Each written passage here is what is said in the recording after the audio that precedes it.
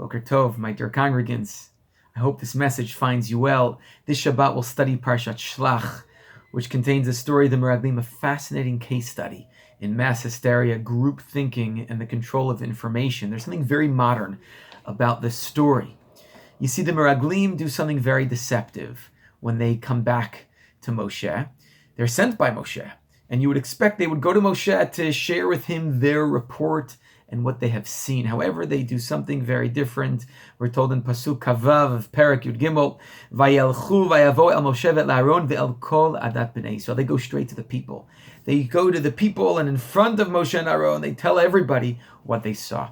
The people are shocked by this, and they go into mass hysteria, and they start crying, and everything, all hell is essentially broken loose. There's a very fascinating question which is raised by this narrative, and that is, what information should be kept secret and private and behind closed doors? What information should be shared with the public? And this happens all the time with social media. The killing, for example, of George Floyd this week, it's important that this was shared with the world so the world could see the terrible cruelty and brutality of certain police members in America. On the other hand, certain things need to be kept private and secret so that they could, so that governments can function, organizations can function.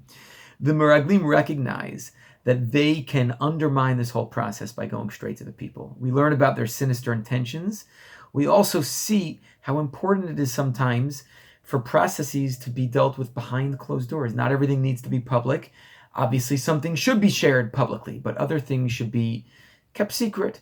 And it also teaches us we need to be very careful. What do we share on social media, and what do we keep private? It's important to have a boundary between these two things.